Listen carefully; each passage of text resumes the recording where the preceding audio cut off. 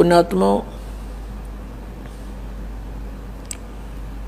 परमेश्वर ने बताया कि सीता जैसी पतिव्रता बहनों की कमी नहीं, औरतों की कमी नहीं, बहुत मिल जाएंगी। सुखदेव जैसे यति पुरुष भी बहुत होंगे। गोरखनाथ को परमेश्वर का ज्ञान, परमेश्वर से ज्ञान प्राप्त हुआ था। हमारे अंदर एक सबसे बड़ा अवगुण ये भी है कि हम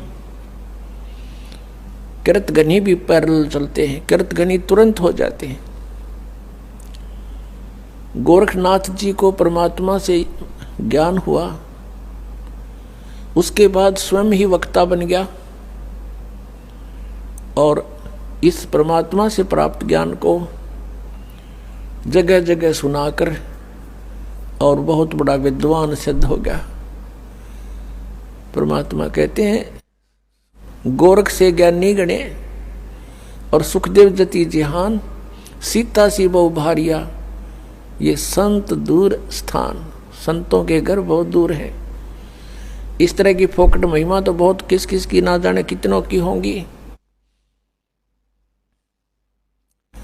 लेकिन ये तत्व ज्ञान मिलना और परम संत की शरण मिलना, पूर्ण परमात्मा की जो शरण मिलना, ये तो बहुत युगों पर्यंत कभी दाव लगता है। ये आपका दाव लगा है। अब इस मार्ग को आपने सफल बनाना है। परमात्मा की शरण मिली है, आप बहुत पुण्यकर्मी प्राणी हैं। पुण्यात्माओं, परमेश्वर स्वयं आते हैं, अपनी जानकारी आप ही बताते हैं। अपने द्वारा रची हुई सृष्टि की जानकारी वे स्वयं ही दे सकते हैं, ये तो अंडरस्टूड है। हम इस संसार की उत्पत्ति के कितनी अटकल डालें, हमें कह का पता नहीं।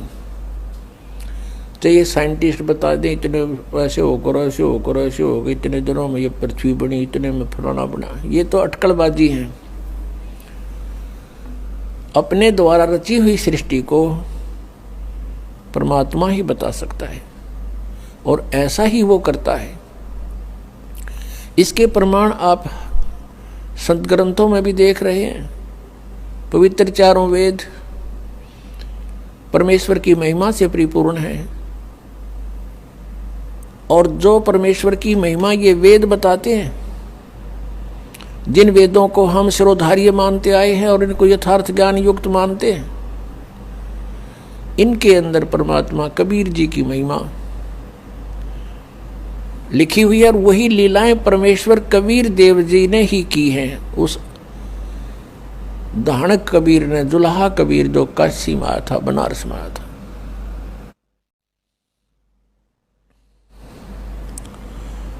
तो वो परमात्मा आके बताते हैं,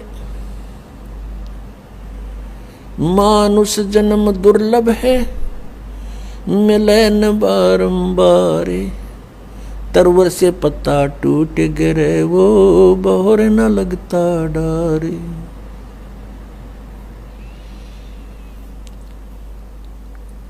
परमात्मा स्वयं बताते हैं कि आप जिस परिवार में रह रहे हो उसको जानो एक वृक्ष है, पेड़ है, उसमें आप पत्ता लगे हुए हो और जिस समय वो पत्ता टूट कर गिर जाता है पुनः स्थापित नहीं हो सकता। ऐसे ही एक परिवार का सदस्य जिसकी मृत्यु हो जाएगी वो पुनः वहां नहीं रह सकता, नहीं आ सकता उसी स्थिति में। तो पुण्यात्माओं, परमात्मा याद दिलाते हैं, मानुष जन्म पाए कर जो नहीं रटे हरि नाम, जैसे कुआ जल बिना फिर बनवाया क्या काम। राम रटत कोड़ी भलो, चू चू पड़े जो चाम, ये सुंदर शरीर किस काम का, जिस मुख नाही नाम। कबीर जिव्या तो आए भली, जो रटे हरि नाम, नहीं तो काट के फेंक दियो, यो मुख में भलो ना चामे। परमात्मा इस मानव शरीर की कितनी वैल्यू बता रहे हैं, महिमा बता रहे हैं कि यदि इससे परमात्मा की साधना भक्ति करते हो तो ये मानव शरीर जी रहे हो, मानव जीवन जी रहे हो, मानव शरीर का तुम सदुपयोग कर रहे हो। और परमात्मा यहां तक बता रहे हैं कि इस मुख में, इस जीव्या की केवल एक आवश्यकता है, भगवान के गुण गाने की। इसके अतिरिक्त यदि हम भगवान की साधना इससे नहीं करते हैं, गुणगान नहीं करते हैं, तो इसको कहते ये मुख में चाम अच्छा नहीं, इससे अच्छा तो इसे न काट के फेंक दे। अपने आत्माओं, ये परमात्मा ये नहीं कहते कि इसको काट दो, इसका सदुपयोग करो। यदि हम परमात्मा के गुणगान नहीं करते हैं तो जीव का के प्रयोग करते हैं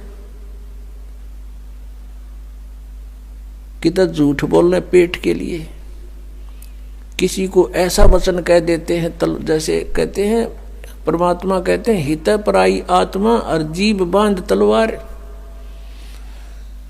एक तगड़ा व्यक्ति है या उच्च अधिकारी